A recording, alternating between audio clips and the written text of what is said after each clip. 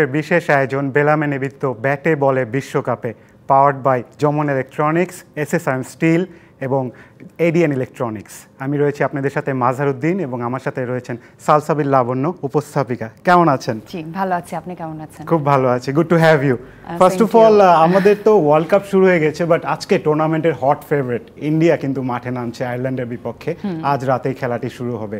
Hot ফেভারিটের কথা বলছিলাম, আপনার টুর্নামেন্টে হট ফেভারিট কাকে দেখছেন?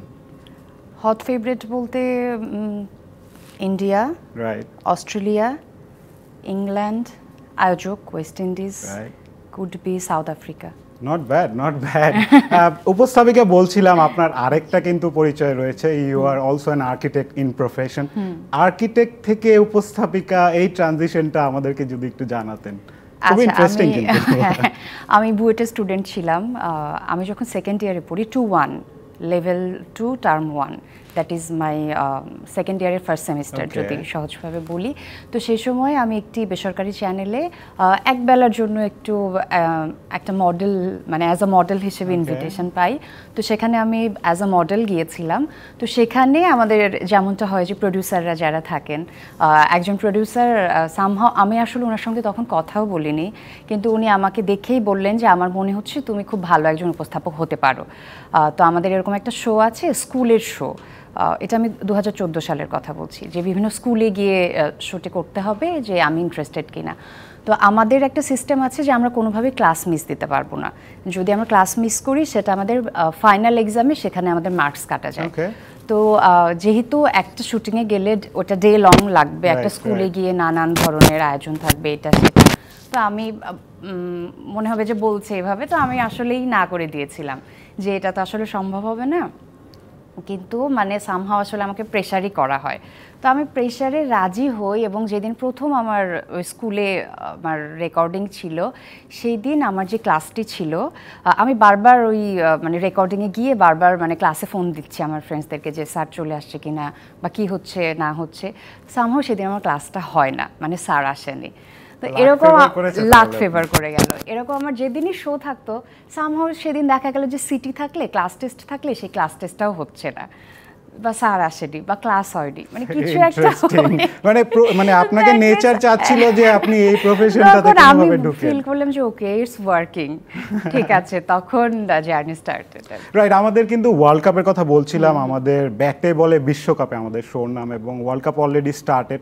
গতকাল দুটো ম্যাচ হয়েছে আমাদের, এবং খুবই ইন্টারেস্টিং। ছোট দলগুলো খেলছে, কিন্তু ছোট দলগুলো কিন্তু বড় দলগুলোকে যে কোনো সময় হারিয়ে দিতে পারে, সেই সম্ভাবনাটাও কিন্তু রয়েছে। নেদারল্যান্ডস এবং মানে এবারে না, আমরা যদি একটু গতবারের ইয়েতেও তাকাই, স্কোর কার্ডটা যদি দেখি আমরা, নেপাল এবং নেদারল্যান্ডস এই দুটো দলও কিন্তু বাংলাদেশের গ্রুপেই রয়েছে, গ্রুপ ডিতে। সো তাদের খেলার উপর কিন্তু বাংলাদেশ দলের চোখ থাকবে।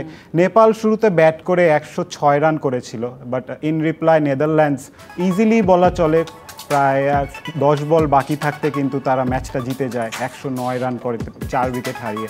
ম্যাক্সো ডাউট টপ স্কোর করেছেন 54, এছাড়াও জিৎ সিং 22 করেছেন।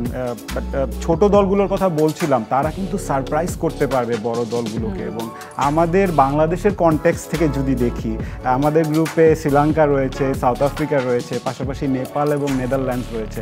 দুটো বড় দলের মধ্যে একটিকে হারাতে হবে, এবং ছোট দুটো দলের দুটোকেই কিন্তু আমাদের হারাতে হবে। কি মনে হচ্ছে বাংলাদেশের সম্ভাবনা? আসলে গ্রাফ বা পারফরমেন্স যদি দেখি, সেখান থেকে তো খুব পজিটিভ ভাইব আমরা পাচ্ছি না। তবে আমরা সবসময় আশাবাদী, আমরা হোপফুল যে ভালো কিছু হবে। 8 তারিখে শ্রীলঙ্কার সাথে আমাদের যে ম্যাচটি আছে, আমার কাছে মনে হচ্ছে আসলে দুটো সিনারিওই আমরা দেখতে পারি। কারণ লাস্ট যে শ্রীলঙ্কার ম্যাচটা আমরা দেখলাম, যে 77-এ অল আউট হয়ে গেল, একটা লো স্কোর ম্যাচ। আসলে খেলার মাঠে যে কোনো কিছুই হতে পারে। তো বাংলাদেশের জায়গা থেকে আমার মনে হচ্ছে দুটো বিষয় আসতে পারে, যে শ্রীলঙ্কা কিন্তু একদম জান প্রাণ দিয়ে লড়বে, কারণ আমার কাছে মনে হচ্ছে এটা ওনাদের মানে অস্তিত্ব রক্ষার লড়াই। তো সেই জায়গা থেকে তারা প্রেসারেও থাকবে। তো আমার যেটা মনে হচ্ছে যে আমরা যদি প্রেসারটাকে কাজে লাগাতে পারি, তাহলে আমাদের জন্য তো জেতাটা important. Very well said, very well said. প্রেসারটাকে আমাদের কাজে লাগাতে হবে। রাইট, মোরালি এবং মেন্টালি কিছুটা চাপে থাকবে কিন্তু শ্রীলঙ্কা প্রথম ম্যাচটা যেহেতু হেরেছে। সেকেন্ড রাউন্ডে কোয়ালিফাই করতে হলে we must beat a big team, whether it's Sri Lanka or South Africa, and we have to win both the games Both, against হ্যাঁ, নেপাল হ্যাঁ, এন্ড exactly. নেদারল্যান্ডস। সো এদিক থেকে আশাও মানে স্বপ্নেও ভাবা যাবে না যে বাংলাদেশ শ্রীলঙ্কার কাছে হারছে, because we want them to win. Right, এবং নেপাল নেদারল্যান্ডসের কথা বলছি, এছাড়াও আমাদের কিন্তু বাংলাদেশের খেলার কথা যদি বলি, বাংলাদেশ এখন রয়েছে ইউএসএতে, আমাদের সহকর্মীও রয়েছেন কিন্তু ইউএসএতে। হোপফুলি আমরা পরবর্তীতে তার সাথে কানেক্ট করব। বাংলাদেশের হালচাল কি, যেহেতু ইউএসএর সাথে আমরা সিরিজ একটা হেরেছি, ইন্ডিয়ার সাথেও আমরা কিন্তু ম্যাচটা হেরেছি। আমাদের সাথে রয়েছেন আমাদের সহকর্মী আব্দুল্লাহ হীরা, যুক্তরাষ্ট্র থেকে কানেক্ট হচ্ছেন। হীরা, কি অবস্থা বাংলাদেশের এবং ইউএসএর কি অবস্থা, বাংলাদেশের দর্শকদের কি অবস্থা, এবং আমাদের প্রথম ম্যাচ শ্রীলঙ্কার এগেনস্টে রয়েছে, তার আগে বাংলাদেশ দলের কতটুকু প্রিপারেশন রয়েছে? মাঝার অনেক ধন্যবাদ। আজকে আপনাদের গল্প শুনছিলাম শুরু থেকে, বেশ কিছু বিষয় আপনি সামনে এনেছেন। যিনি আজকে অতিথি হিসেবে আছেন তিনি টু দা পয়েন্টে বেশ কিছু কথা বলছিলেন, ভালোই লাগছিল আমার। স্পেশালি নেপালের দর্শক নিয়ে কথা হচ্ছিল। আমরা নেপালের যে ম্যাচটি, নেপাল নেদারল্যান্ডসের যে ম্যাচটি, সেই ম্যাচটি কিন্তু আমরা যেখানটায় আছি ডালাসেই অনুষ্ঠিত হয়েছে গতকাল, এবং সেই ম্যাচে সবচেয়ে বড় আকর্ষণ ছিল নেপালের দর্শক। আমার মনে হয় নেপালের সঙ্গে বাংলাদেশের যে ম্যাচ হবে সেখানে নেপাল অবশ্যই বাংলাদেশের চেয়ে কিছুটা পিছিয়ে থাকবে, এবং বাংলাদেশ নেপালের তুলনায় একটু বড় দল।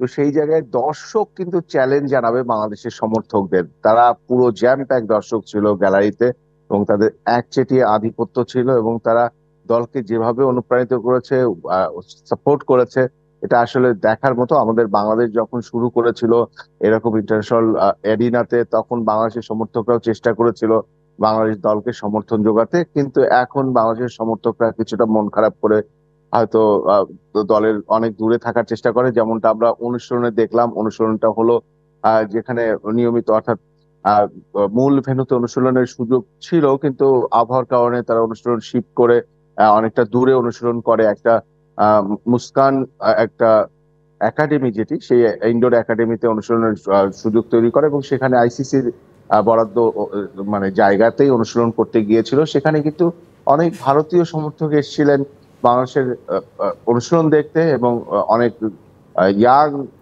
খুদে সমর্থকরাও ছিলেন। তারা কিন্তু সব ভারতীয়, এবং তারা সাকিব আল হাসানকে পছন্দ করেন, তারা মাহমুদুল্লাহকে পছন্দ করেন, তারা ফিজকে পছন্দ করেন, তারা কাছ থেকে দেখার জন্য এসেছিলেন। কিন্তু একজন বাংলাদেশিকে আমরা দেখতে পাইনি, যদিও এর আগে কিন্তু আমরা দেখেছি এরকম অভিজ্ঞতা ছিল যে যত দূরেই যাক, বাংলাদেশের কিছু সমর্থক যারা খুবই পারভক্ত, তারা কিন্তু ছুটে যেতেন আসলে বাংলাদেশকে দেখতে, বাংলাদেশ দলের এই কাছ থেকে ছবি ওঠার অভিজ্ঞতা, বা সব মিলিয়ে এরকম হতো যে বাংলাদেশ দলকে তারা অনুপ্রাণিত করতে যেতেন। আমার মনে হয় দর্শকরা বেশ খানিকটা চোট পেয়েছেন লাস্ট সিরিজে, প্রাক যদি বলি প্রস্তুতি সিরিজ ইউএস এর বিপক্ষে, আবার ভারতের বিপক্ষে ম্যাচটা, যে ম্যাচটাতে আসলে প্রস্তুতি ম্যাচ, ওয়ার্ম আপ ম্যাচ ছিল, তবু বাংলাদেশ দলের যে ধরনের খেলার ধরন, সেটা বাংলাদেশের সমর্থকদের আসলে হতাশ করছে। বাংলাদেশ দল গতকাল পূর্ণাঙ্গ অনুশীলন করেছে, গতকাল স্থানীয় সময় বিকালে অনুশীলন করে, আজকেও অনুশীলন বিকালে রাখা হয়েছে। বিকালে মূল ভেন্যুতেই অনুশীলন করার কথা রয়েছে। আপনি অবশ্যই জানবেন যে আজকে, যেমন একটু আগে বলছিলেন, আজকে ভারতের সঙ্গে আয়ারল্যান্ডের ম্যাচ রয়েছে নিউ ইয়র্কে, এবং এইখানে ডালাসে একদিন পরেই ম্যাচ রয়েছে, যে কারণে আজকে প্রিভিউ অনুশীলন হবে। নিজেদের শেষ অনুশীলন করবে ইউএসএ এবং পাকিস্তান, এবং দু দলের অনুশীলনের পর বাংলাদেশের বিকাল 4টার দিকে অনুশীলন রয়েছে। বাংলাদেশ দলের গতকালের অনুশীলন সেশনে যেটা মনে হয়েছে, তারা চেষ্টা করছেন, তাদের মনের মধ্যে, চেহারার মধ্যে, চোখের মধ্যে একটা আকুতি কাজ করছে। সে আকুতি হলো যে আসলে তারা একটা খারাপ সময় পার করছেন, যে সময়টাতে তাদের একটু পাশে চান সবাইকে, কিন্তু তাদের এটাও জানা যে তারা একটা ম্যাচ জিততে তাদের ব্যক্তিগত যে সমালোচনাগুলো হচ্ছে বিভিন্ন মাঠের পারফরমেন্স বা মাঠের বাইরের পারফরমেন্স নিয়ে, সেই সব তারা অন্তত ডিফেন্ড করতে পারবেন। আপনি আমাদের সাথে পুরো শো জুড়েই থাকবেন, আমরা আবার ডিসকাশনে বাংলাদেশ দল নিয়ে অবশ্যই আপনার কাছ থেকে আরো আপডেট জানতে চাবো, আমাদের সাথে অবশ্যই থাকবেন। আমি যাচ্ছি লাবণ্যর কাছে। লাবণ্য, আরো একটা ম্যাচ কিন্তু হয়েছে গতকাল, ম্যাচটি যদিও অ্যাবান্ডেন্ড হয়েছে, স্কটল্যান্ড এবং ইংল্যান্ডের। দ্য ওয়ে স্কটল্যান্ড স্টার্টেড খুবই সারপ্রাইজিং ছিল, 90 উইথাউট লস। বৃষ্টির কারণে খেলাটা পন্ড হয়ে যায়, বাট দেখে মনে হচ্ছিল যে একটা খুবই হাই স্কোরিং গেম হতে পারে। ইংল্যান্ড কিন্তু ডিফেন্ডিং চ্যাম্পিয়ন, তো এদিক থেকে আমি যেমনটি বলছিলাম, ছোট দলগুলো কিন্তু বড় দলগুলোকে সারপ্রাইজ করতে পারে। এদিক থেকে ইংল্যান্ড ডিফেন্ডিং চ্যাম্পিয়ন হলেও কিছুটা চাপে ছিল কিন্তু ফার্স্ট ম্যাচে, এবং আমরা যদি স্কোর কার্ডটা দেখি, হ্যাঁ এটা অবশ্যই খেলার মাঠে যে কোনো সময় যে কিছুই হয়ে যেতে পারে। Exactly. George Muncy was unbeaten on 41 of 31 deliveries. Michael Jones 45 রানে অপরাজিত ছিলেন 30 বলে। বড় বড় নাম কিন্তু বোলিং সাইডে যদি আমি দেখি ইংল্যান্ড সাইডে মার্ক উড, জফরা আর্চার, তারা কিন্তু খুব একটা সেই প্রভাবটা কিন্তু সেই ম্যাচে ফেলতে পারেনি। সামনে গিয়ে টুর্নামেন্টে দেখা যাবে, ইন্টারেস্টিং হবে যে কতটুকু তারা আরও প্রভাব বিস্তার করতে পারে। যদিও ম্যাচটি অ্যাবান্ডেন্ড হয়েছে, বাট ইংল্যান্ডের সেই স্ট্রেংথ কিন্তু রুল আউট করা যাবে না। এবং বারবার বলছি, ছোট দলগুলো কিন্তু বড় দলকে খুবই সারপ্রাইজ করবে। ছোট দলগুলোর মধ্যে আপনার ফেভারিট কোন দল? আমার কাছে মনে হয় ছোট দল বলে কিছু নেই, কাউকে ইগনোর করার মতো কিছু নেই। আপনি যদি গত আসরটাও দেখেন, আয়ারল্যান্ড, স্কটল্যান্ড, নেদারল্যান্ড সবাই কিন্তু ভালো করেছে। সো আমি যেটা বারবারই বলি, আমার কাছে খেলার মাঠে মনে হয় যে কোনো কিছু হয়ে যেতে পারে, এটা আসলে প্রেডিক্ট করা আগে থেকে মুশকিল। রাইট রাইট, আমি প্রেডিক্ট করার কথা বলছি, বাট আপনার যদি আমি শুরুতে বললাম হট ফেভারিটের কথা, খেলার পাশাপাশি আপনার এমনিতে উপস্থাপনার লাইফে বলি বা প্রফেশন লাইফে বলি, এই খেলা যখন বাংলাদেশ ভালো খেলে না, তখন আপনাদের বাসায় গিয়ে বা নিজেদের মধ্যে কি ডিসকাশনটা করেন, বা ক্রিকেটটা নিয়ে কতটুকু আবেগ কাজ করে as a fan? As a fan আমার মধ্যে ভীষণই আবেগ কাজ করে, কিন্তু দেখা যায় যে যেটা সত্যিকারের সিনারিও, যে আমার চারপাশ থেকে অনেক নেগেটিভ কিছু শুনতে হয়, যেটা আমার একদমই ভালো লাগে না। আমার কাছে মনে হয় যে কোনো প্লেয়ার কি ইচ্ছা করে খারাপ খেলে, বা কেউ কি নিজের খারাপ চায়? আমি আমার প্রফেশনে কখনো ইচ্ছে করে একটা শো বাজে করেছি? করিনি তো। এখন যে ওই সিচুয়েশনে আছে, সে অনেক কিছুর মধ্য দিয়ে যাচ্ছে, সেটা কিন্তু আমি জানি না। এটা আমার আসলে ব্যক্তিগত মতামত। এটা এই জন্য আমি কখনো নেগেটিভ কিছু ভাবি না, বা কাউকে নিয়েই ভাবি না। কিন্তু চারপাশ থেকে অনেক নেগেটিভ কিছু শুনতে হয়, বা সোশ্যাল মিডিয়ায় অনেক নেগেটিভ কিছু দেখতে হয়, যেটা আমাকে খুব ব্যথিত করে। রাইট। আব্দুল্লাহ হীরা, আপনি আমাদের সাথে কিন্তু থাকবেন পুরো শো জুড়ে। আপনার কাছ থেকে আরও অনেক আপডেট নেওয়া বাকি রয়েছে। আমরা একটা ছোট বিরতিতে যাব এখন। রাইট দর্শক, আমরা বেলামে নিবেদিত ব্যাটে বলে বিশ্বকাপে আরও একটি ছোট বিরতি নিচ্ছি। বিরতির পর আবার ফিরে আসবো। রাইট, ওয়েলকাম ব্যাক টু বেলামে প্রেজেন্স ব্যাটে বলে বিশ্বকাপে। আমি রয়েছি মাজরুদ্দিন নবী, আমার সাথে রয়েছেন লাবণ্য, এবং আমাদের সহকর্মী আব্দুল্লাহ হীরাও কিন্তু আমাদের সাথে সংযুক্ত রয়েছেন। হীরা, যেমনটি গত সময় বলছিলেন আপনি বাংলাদেশ দলের সাপোর্টারদের কথা, আমরা একটা ভালো টপিক নিয়ে অফ এয়ারে ডিসকাস করছিলাম লাবণ্যর সাথে, যে অনেক ট্রোলিং দেখছি বাংলাদেশ দলকে নিয়ে, বাংলাদেশ দলের পারফরমেন্স নিয়ে অনেক হতাশা দেখছি। বাট ফ্যানদের পয়েন্ট অফ ভিউ থেকে যদি বলি, কিছুটা তো আশাও রাখা দরকার দলটার প্রতি, কারণ বিশ্বকাপ তো এখনো আমাদের শুরু হয়নি। না, আমরা তো এভাবে বলতেই পারি।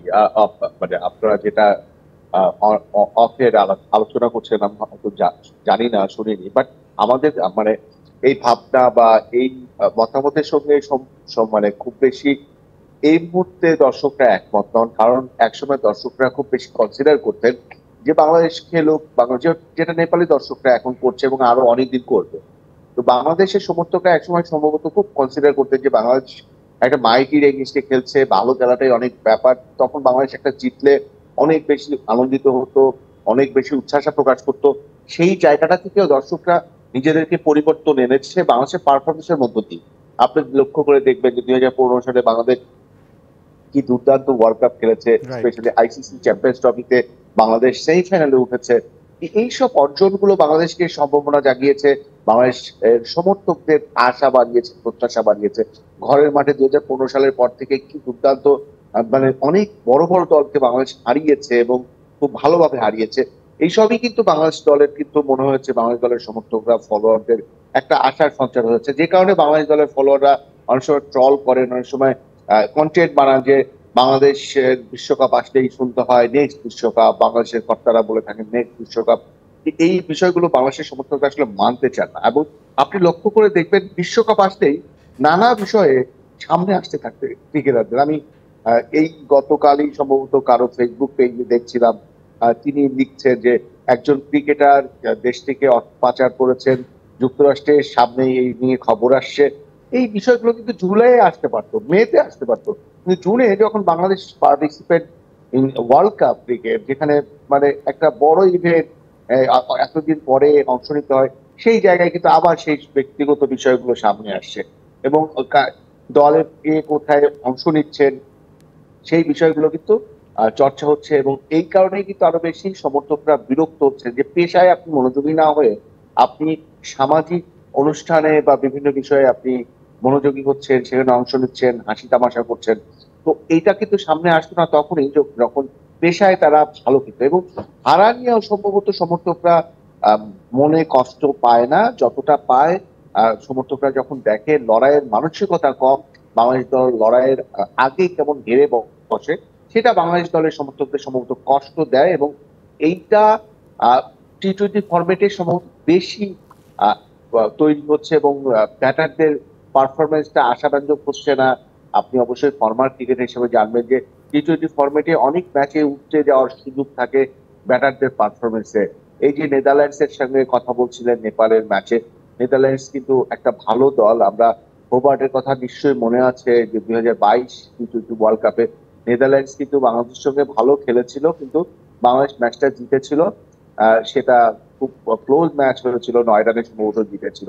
ইনফ্যাক্ট হীরা, আমরা কিন্তু ওয়ানডে ওয়ার্ল্ড কাপেও নেদারল্যান্ডসের কাছে গত বিশ্বকাপে কিন্তু আমরা হেরেছি ইডেন গার্ডেন্সের ম্যাচটাতে, যদিও ওয়ানডে ফরম্যাট ছিল। সো এই ব্যাপারগুলো কিন্তু এখন মাথায় আমাদের রাখতে হচ্ছে। এক্স্যাক্টলি তাই, কিন্তু তবু আপনাকে যেটা বলতে চাই আমি, যে একটু আগে যেটি বলছিলেন আমাদের সঙ্গে যিনি অতিথি হিসেবে আছেন, টি-টোয়েন্টি ফরম্যাটে কিন্তু নেদারল্যান্ডস বা আয়ারল্যান্ড বা এইরকম দল যাদের অনেক বিগ হিট করার স্টেপ রয়েছে, তারা কিন্তু আসলে যে কোনো দলকে, স্পেশালি জায়ান্ট প্লেয়ারকে ধরিয়ে দিতে পারে টি-টোয়েন্টি ফরম্যাটে। আমার যতটা মনে পড়ে যে ওয়ানডে ফরম্যাটে তার চেয়ে কম, এবং টেস্টে তো প্রশ্নই আসে না একটা ছোট দল বড় দলকে আপনি সহজে কখনোই হারাতে পারেন। তো টি-টোয়েন্টি ফরম্যাটে এই কারণে এই দলগুলো সামনে করতে হয়। সেই জায়গায় আমি যদি আপনাকে বলি, নিজেই বলি বাংলাদেশ সম্পর্কে, আপনি বাংলাদেশের খুঁটিনাটি অনেক কিছু সংগ্রহ করেন, জানেন গণমাধ্যম কর্মী হিসেবে, আপনি বলুন টি-টোয়েন্টি ফরম্যাটে বাংলাদেশ দলের স্ট্রেংথ, স্পেশালি ব্যাটারদের যে স্ট্রেংথ থাকা দরকার, সেটা কিন্তু আসলেই কম গুড়িয়ে আছে। মানে বাংলাদেশ দলের ব্যাটাররা এমন নাই যে ক্লোজ ম্যাচে 20 বলে 36 রান দরকার, 4 উইকেট হাতে আছে, এইসব ম্যাচ বের করতে যে বাংলাদেশ একদম লেগে গবরে একটা অবস্থা তৈরি করে, যেটা এই নেদারল্যান্ডস এর মতো দলও কিন্তু উঠতে যায়। তারা যখন ক্লোজ ম্যাচ দেখে যে ব্যাটের বলের সঙ্গে রানের পার্থক্যটা ক্লোজ, তখন কিন্তু তারা 4-6 হাঁকিয়ে কিন্তু একটা কাজ করে ফেলে, যেটা আমার বাংলাদেশ দলের ক্ষেত্রে আমরা কম দেখতে পাই বা কম মনে হয়। আপনি এরকম অনেক উদাহরণ আছে। আমরা যখন ইয়েতে এমিরেটসে খেললো, যেটা টি-টোয়েন্টি ওয়ার্ল্ড কাপ, এই অস্ট্রেলিয়া ওয়ার্ল্ড কাপের আগের ওয়ার্ল্ড কাপ 2021 সম্ভবত হয়েছিল, সেখানে তো অনেক ম্যাচে আমরা হেরে গেলাম ক্লোজ করে, শুধুমাত্র বলের সঙ্গে রানের পার্থক্যটা আমরা ওটাকে উঠতে পারলাম না বলে। তো আমাদের ব্যাটারদের কিন্তু তাসকিন কিন্তু গতকালই একটা কথা বলেছেন, আমরা যে পেসার সংকটের কথা বলছিলাম, যে পেসারদের ইনজুরির কারণে এক ধরনের সংকট তৈরি হচ্ছে, তাতে করে দলের বোলিং সামর্থ্যের ব্যাপারে কি দাঁড়াবে। তাসকিন কিন্তু একটা কথা স্পষ্ট করেই মনে হলো বললেন যে পেসারদের সংকট হয়তো কেটে যাবে, আমরা যে অবস্থায় আছি আমরা বেটার একটা অপরচুনিটি ক্রিয়েট করতে পারবো আমরা বোলাররা, এবং আমরা ওই ব্যাপারে আত্মবিশ্বাসী। কিন্তু আপনারা তো সবাই জানেন আসলে আমাদের কোথায় দুর্বলতা, আমরা ব্যাটিংটা একটু ভালো করবো, মানে এরকম একটা ভিন করলেন কিন্তু যে ব্যাটারদের কিন্তু একটা ভালো করতেই হবে। আর এখন বাংলাদেশের বোলাররা মানে যে অবস্থায় থাকুক না কেন, সেটা উঠবে কোনো না কোনো ভাবে। সেখানে শরীফুল লিডিং বোলার হিসেবে না থাকলেও যে খুব বেশি বাংলাদেশ একদম পিছিয়ে পড়বে, মানে আমার কাছে আমি নিজেও বিশ্বাস করি না। কিন্তু আপনি আমাদের সাথে থাকবেন, আরো অনেক ডিসকাশন রয়েছে আপনার সাথে, আমার সাথে লাবণ্য রয়েছেন। Labonno, as a fan's point of view, Hira যেটা বলছিলেন যে কিছুটা হতাশ বাংলাদেশের সমর্থকরা, খুবই অবভিয়াস, কারণ পারফরমেন্স তাদের আশানুরূপ হচ্ছে না এবং বেশ কিছুদিন ধরেই পারফরমেন্স বাংলাদেশে ভালো যাচ্ছে না। As a Bangladeshi cricket fan যদি বলি আপনাকে, আপনারা কি এক্সপেক্ট করছেন এখান থেকে, যেহেতু ওয়ার্ল্ড কাপ এখনো শুরু হয়নি বাংলাদেশের? আমাদের এক্সপেকটেশন লেভেল তো অবভিয়াসলি আমরা বড় দলকে হারাবো, এটা আমাদের সেই সামর্থ্য রয়েছে, বাট যখন হতাশা থাকে, সেই হতাশা থেকে উতরে ওঠার জন্য ফ্যানরা কি করতে পারে? আমার কাছে মনে হয় সমালোচনা করা যায়, খারাপ খেললে সেটাও বলা যায়, কিন্তু সেটা গঠনমূলক সমালোচনা হওয়া উচিত, নট ট্রোলিং। বাংলাদেশ দলকে নিয়ে ফ্যানরা যে এক্সপেকটেশনটা রাখছে, সেটা কিন্তু যদি গ্রাফ দেখি, বাংলাদেশ টিমই কিন্তু এখান থেকে এখানে গিয়ে আমাদের এক্সপেকটেশনটা তৈরি করেছে। এখন আমরা যদি এক্সপেক্ট করি, সেটা কিন্তু মানে ফ্যান হিসেবেও দোষের কিছু না। আবার যেটা বলছিলাম যে সিনারিও যে সেখানে কীরকম, এটা তারাই ফেস করছে, তারাই বলতে পারবে যে কেন খারাপ হচ্ছে বারবার। খুব বেশি এক্সপেক্ট করছিও না, মোটামুটি সম্মান বজায় থাকলেই আমি খুশি। মোটামুটিটা বলতে কি আমাকে একটু ক্লিয়ারলি বলেন যে আমরা শ্রীলঙ্কা এগেইনস্ট আমাদের ফার্স্ট ম্যাচ, আমরা তো এক্সপেক্ট করতেই পারি যে আমরা শ্রীলঙ্কাকে হারাবো, বাট আমাদের ওই ভরসাটা কেন পাচ্ছি না? জাস্ট বিকজ আমাদের রিসেন্ট পারফরম্যান্স ভালো হচ্ছে না। সো এই ক্ষেত্রে স্কিল থেকে বেশি দাম আমরা ইউএস এর সাথে হারলাম, এক্স্যাক্টলি সেই জায়গা থেকে তো মানে খুব বেশি এক্সপেকটেশন আসলে রাখতে পারছি না, কিন্তু পাশে আছি। রাইট ওয়েল সেড, পাশে থাকতে হবে, আমাদের দেশ রিপ্রেজেন্ট করছে, আমাদের দেশের প্লেয়াররা। আমার কাছে মনে হচ্ছে শ্রীলঙ্কা একদম জান প্রাণ দিয়ে লড়বে, স্বাভাবিক, যেহেতু খুব বাজে একটি ম্যাচ গিয়েছে 77-এ অল আউট, তো সেই জায়গা থেকে এক্সপেকটেশন রাখতেও ভয় লাগছে। আবার যেটা বললাম যে বাংলাদেশ দলই কিন্তু আমাদের এক্সপেকটেশনটা সেখানে নিয়ে গেছে। এক্সপেকটেশনের যদি কথা বলি, একটা বড় দল হট ফেভারিট ইন্ডিয়া, তাদের এক্সপেকটেশন কিন্তু বাংলাদেশ থেকেও বড়। তারা এবারে এসেছে 130 কোটি মানুষের দেশ, এক্স্যাক্টলি। তাদের আজকে প্রথম ম্যাচ ওয়ার্ল্ড কাপে রয়েছে আয়ারল্যান্ডের বিপক্ষে নাসাউ কাউন্টি স্টেডিয়ামে। আজ রাত 8:30টায় খেলাটি হবে। যেমনটি বলছিলাম, India top favourite, but the last time they won an ICC event was back in 2013। তো তাদেরও কিন্তু একটা টাইটেল খরা চলছে আইসিসি ইভেন্টে। ওয়ার্ল্ড কাপের ফাইনালে, গত ওয়ার্ল্ড কাপেও গিয়েছিল, বাট তারা কিন্তু অস্ট্রেলিয়ার কাছে হেরে যায়। আমরা প্রবাবল 11টা যদি দেখি, ভারতের প্রথমে যদি দেখতে চাই, ইটস আ ম্যাসিভ স্টারডম, পুরো filled with all the stars.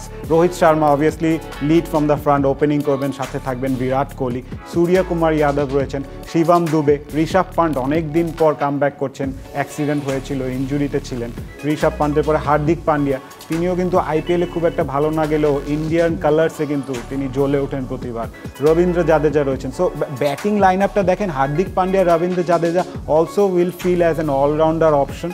সাথে বোলিং অপশন যদি দেখি, আর্শদীপ সিং রয়েছেন, কুলদীপ যাদব, জসপ্রীত বুমরা, মোহাম্মদ সিরাজ, আউটস্ট্যান্ডিং। এই দলের মধ্যে একটা টিম, রাইট, এই দলের মধ্যে আপনার কাকে বেশি ভালো লাগে অ্যাজ আ প্লেয়ার?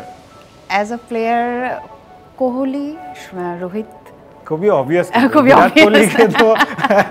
আমার এই স্কোয়াডের বাইরে মানে একজন প্লেয়ারকে পছন্দ, somehow he is not there, KL Rahul, যেটা আমি আপনাকে বলছিলাম তখন। আর অভিজ্ঞতার দিক দিয়ে যদি দেখেন, অবভিয়াসলি তাদের নাম তো চলেই আসবে। রাইট, আপনি বলছিলেন কেএল রাহুলের কথা। ইন্ডিয়া টিমের স্ট্রেংথ আর ডেপথটা যদি দেখেন আপনি, কেএল রাহুলের মতো প্লেয়ার দলের বাইরে, Yuzvendra Chahal the leg spinner, তিনিও দলের বাইরে সুযোগ পাচ্ছেন না। এরকম আরও অনেকেই কিন্তু রয়েছেন যারা আইপিএলে দেখি বা অন্যান্য সময় দেখেছি আমরা যে দুর্দান্ত পারফর্ম করেছে, বাট তাদের স্ট্রেংথটা দলের এটাই কিন্তু প্রকাশ পাচ্ছে যে তাদের ডেপথটা কতটুকু, প্লেইং 11-এ ওরকম প্লেয়ার সুযোগ পাচ্ছে না। আপনি দেখেন স্কোয়াডটা দেখেন, ব্যাটিং স্ট্রেংথ, বোলিং স্ট্রেংথ কোনো জায়গা আপনি ফেলে দিতে পারবেন না। একেবারে অর্গানাইজড একটা টিম, এবং আইপিএল থেকে খেলে এসেছে, মাত্রই এসেছে। তো তাদেরকে দিয়ে যখন এরকম একটা টিম হয়েছে, সো আমার কাছে মনে হচ্ছে যে আবারও টাইটেলের দাবিদার হতেই পারে কিন্তু ইন্ডিয়া। হতে পারে 2007-এ, তাই না? 2007-এ টি20 ওয়ার্ল্ড কাপ, রাইট, 2007-এ সেবার জিতেছিল। তারপরে আইসিসি ইভেন্ট 2013-এর পর আর একটাও জিততে পারেনি। সো তারা কিন্তু মরিয়া হয়ে থাকবে, খুবই মরিয়া হয়ে থাকবে। তারা খেলবে, রাইট, তারা খেলবে আয়ারল্যান্ড। যখন ওই কথাটা বললেন যে লাস্ট ওয়ার্ল্ড কাপে পুরো মানে ইন্ডিয়া পুরোটা আসর মানে মাতিয়ে দিল, ফাটিয়ে দিল, ফাইনালে আমাদের এক্সপেক্টেড মানে ধরেই আছি আমরা যে ইন্ডিয়া ওয়ার্ল্ড কাপ জিতছে। সেদিন অস্ট্রেলিয়া একটা ঝলক দেখালো। সেদিন আমি ওখানে ছিলাম ফাইনালটাতে, পুরো স্টেডিয়াম জুড়ে একটা যে নীরবতা। আমি স্টেডিয়াম থেকে বের হচ্ছি, ওখানকার যে দর্শকরা প্রত্যেকে এতটা হতাশ, আমি মানে পুরো ইন্ডিয়া মনে হচ্ছে যে পুরো হতাশ হয়ে গিয়েছে। এক্সপেকটেশনটা নিজের দেশে ওয়ার্ল্ড কাপ হচ্ছে, 2011-তে জিতেছিল, এবার তারা ধরেই নিয়েছে যেমনটি আপনি বলছিলেন। বাট তাদের যে হতাশা দেখে আমি ফিল করেছি যে আসলে একটা দল বিশ্বকাপ জেতার জন্য কতটা মরিয়া, তারা সব রকম প্রিপারেশন নিয়ে রেখেছে। আমরা আয়ারল্যান্ড, ওই এক্সপেরিয়েন্সটা থেকে ইন্ডিয়া এবার মানে একদম অনেক বেশি ঝলক দেখাবে। আমরা আয়ারল্যান্ড স্কোয়াডটা যদি একটু দেখতে চাই, প্রবাবল প্লেইং 11টা যদি দেখি, তাদের মধ্যেও কিন্তু ছোট দলের বড় তারকা, ছোট দল বলতে চাচ্ছি না, বাট স্টিল তাদের মধ্যেও কিন্তু যথেষ্ট প্লেয়ার রয়েছে। Andy Balbirnie, Paul Stirling, experience captain, Lorcan Tucker রয়েছেন, হ্যারি টেক্টর, তারা কিন্তু দুর্দান্ত খেলছেন recently. Curtis Campher, George Dockrell, Gareth Delany, Mark Adair. Bowling line আপেও কিন্তু তাদের ভ্যারাইটিটা রয়েছে। জশ লিটল আরেকজন রয়েছেন, যদিও প্রবল 11-এ তাকে দেখছি না, বাট তিনিও কিন্তু একটা বড় রোল প্লে করবেন আয়ারল্যান্ডের হয়ে। সো একটা ভার্সেটাইল একটা দল, যদিও আমরা বলছি ইন্ডিয়া খুবই হট ফেভারিট, বাট সারপ্রাইজ কিন্তু করে দিতে পারে বড় ইভেন্টে। আয়ারল্যান্ডের কথা যদি বলি, এই ধরনের দলগুলো থেকে কিন্তু ওই এক্সপেকটেশন অনেক কম থাকে কম থাকে। ইন্ডিয়ার মতো দলের এগেন্সে যখন খেলতে যাবে, বাট ইন্ডিয়ান তারা যেভাবে সারপ্রাইজ করতে পারে এটা কিন্তু আমরা হোপ করতে পারি যে একটা বড় দলকে একটা ছোট দল সারপ্রাইজ করে দিতে করে পারে। দিতে পারবে। হ্যাঁ, এরকম রেকর্ড তো আছে, রাইট, কেন আমরা নয়? একটা ছোট্ট বিরতিতে যাব লাবণ্য। রাইট, বেলামে প্রেজেন্স ব্যাটে বলে বিশ্বকাপে আরও একটি ছোট্ট বিরতি নিচ্ছি, ফিরছি খুব শীঘ্রই। রাইট, ওয়েলকাম ব্যাক টু বেলামে নিবেদিত ব্যাটে বলে বিশ্বকাপে। আমি রয়েছি মাজরুদ্দিন, আমার সাথে রয়েছেন লাবণ্য এবং আরও রয়েছেন আমাদের সহকর্মী আবদুল্লাহ হীরা, যুক্তরাষ্ট্র থেকে কানেক্ট হয়েছে।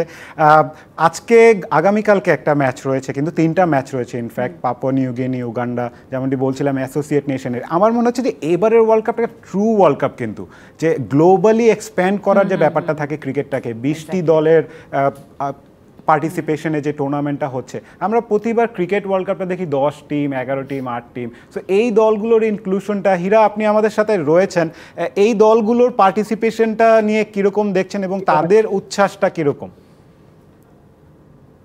অবশ্যই তাই, যেটি বলছেন গ্লোবাল যে একটা সেন্টিমেন্ট বিশ্বকাপে দরকার হয় বেশি পার্টিসিপেশন থাকলে। এবার কিন্তু আমরা দেখতেই পাচ্ছি 20টা দল 5টা গ্রুপ করে খেলছে এবং এটা কিন্তু একটা অন্যরকম একটা ফ্লেভার ক্রিয়েট করছে। 4টা গ্রুপ করে ফেলছে, অন্যরকম একটা মানে অনেক দলের সমর্থকরা যেমন মাঠে আসার সুযোগ পাচ্ছে, তাদের প্রিয় দলকে সাপোর্ট করার সুযোগ পাচ্ছে, একটা অন্যরকম কালার তৈরি হচ্ছে। এই গ্লোবালাইজেশন অর্থাৎ গ্লোবাল একটা সেন্টিমেন্ট যেটা শো করার, সেটা কিন্তু সম্ভবত এবারে বিশ্বকাপে আমরা 20 দলের অংশগ্রহণের মধ্যে দিয়ে দেখতে পাচ্ছি।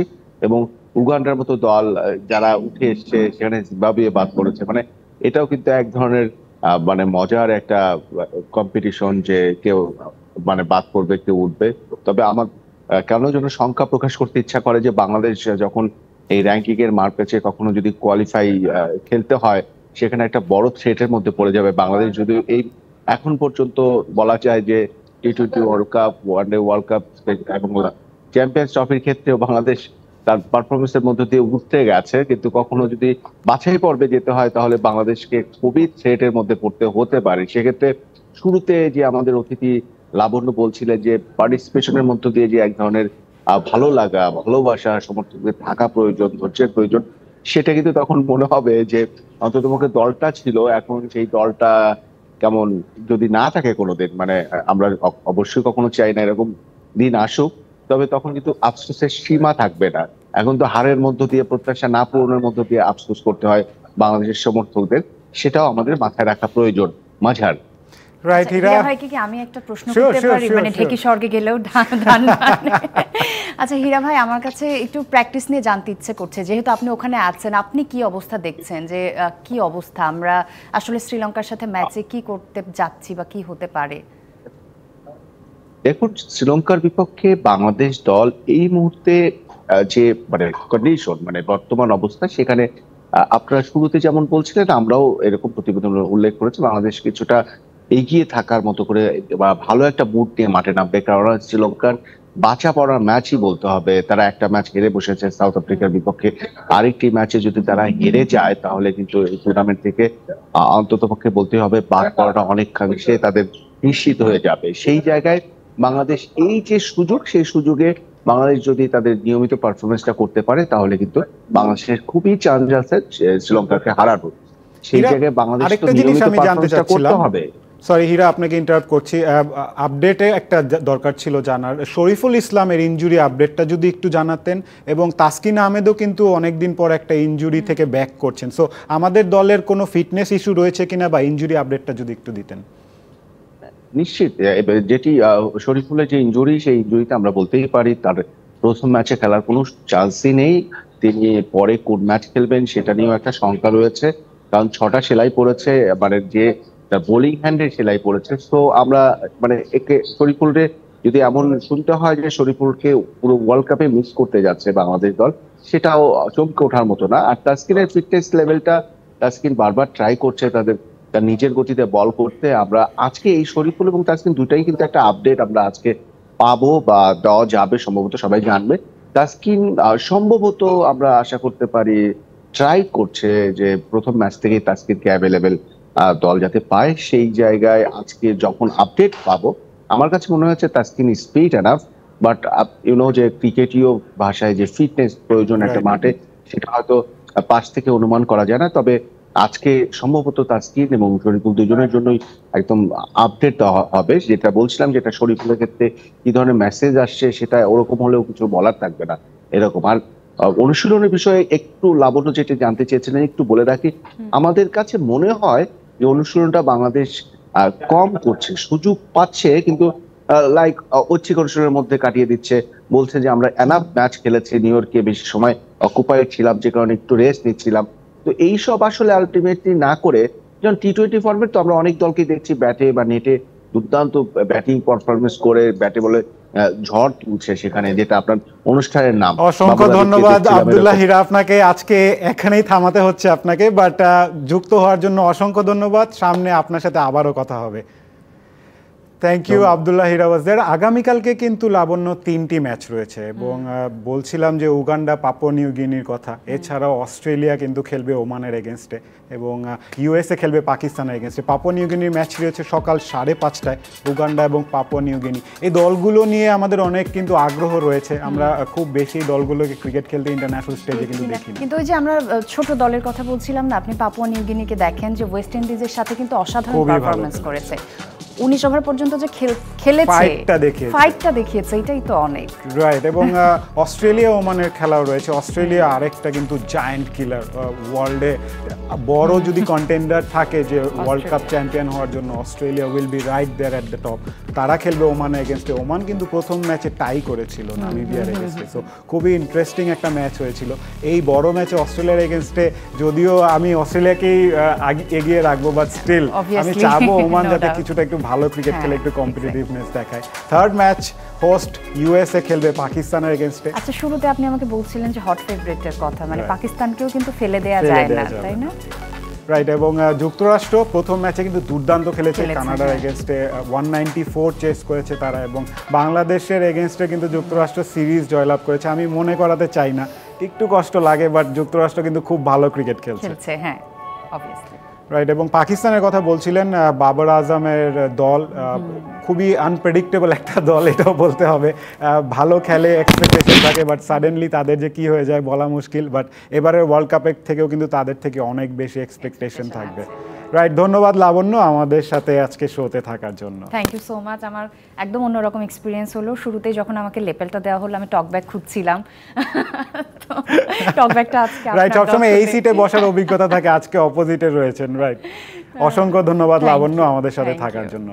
রাইট দর্শক, এখন সময় হলো আমাদের বেলামে নিবেদিত ব্যাটে বলে বিশ্বকাপে অনুষ্ঠানের একদম শেষ পর্যায়ে। আমরা আমাদের সাথে থাকার জন্য অসংখ্য ধন্যবাদ। আশা করব আমাদের সাথেই থাকবেন। এই বলে আজকে বিদায় নিচ্ছি।